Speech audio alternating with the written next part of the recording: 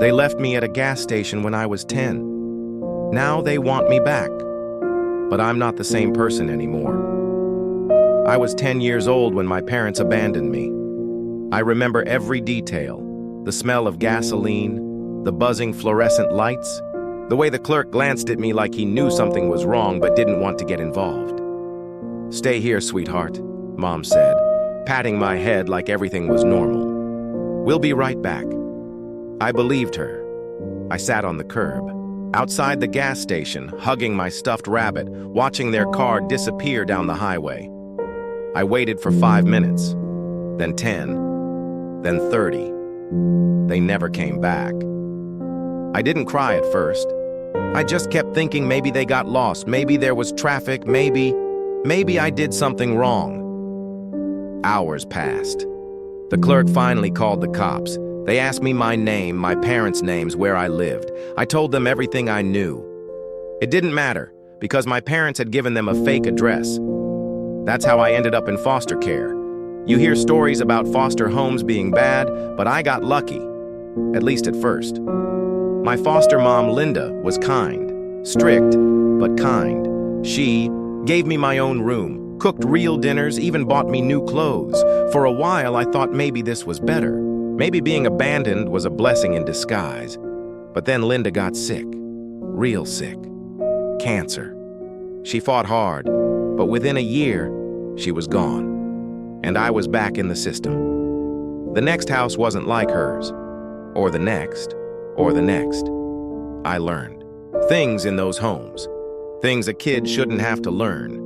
How to fight, how to hide food so the older kids wouldn't steal it, how to keep quiet when the wrong kind of foster dad came into your room at night. By the time I turned 18, I wasn't a kid anymore. I was something else. I had scars no one could see, and I had a plan. I worked 3 jobs, saved every penny, and got out. I moved across the state, changed my name, and built a life. A good one. By 25, I owned a small business. By 27, I had a house, a car, everything they said I'd never have. And then, they found me.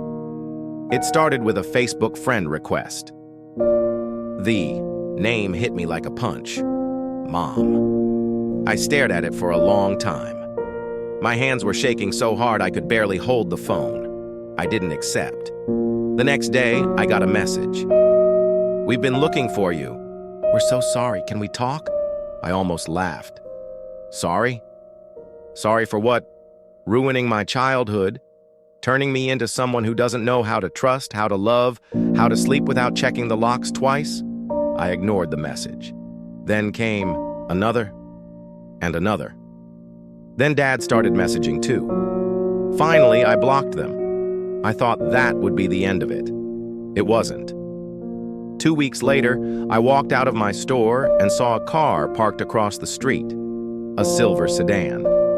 The same kind they used to drive. At first, I thought I was imagining it, but then the window rolled down, and there she was, Mom, smiling like nothing happened.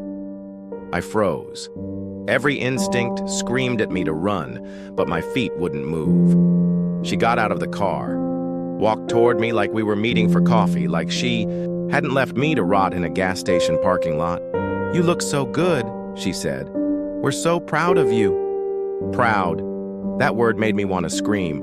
I said nothing, just stared at her like she was a ghost. Then Dad got out. Older, grayer, but the same smug look. "We just want to talk," he said. "Please, we've been through a lot. We made mistakes, but family is family." I laughed, loud, ugly. People on the sidewalk stared.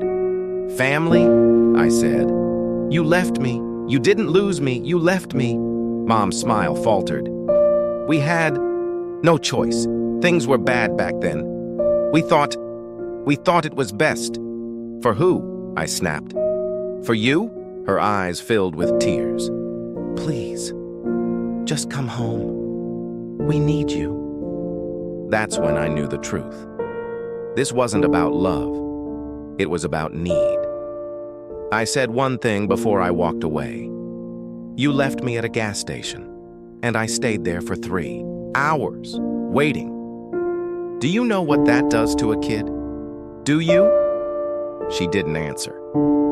But this isn't the end of the story. Because now, they've started showing up at my house, and last night I found a note on my porch. You owe us. We made you who you are, and we're not leaving without you.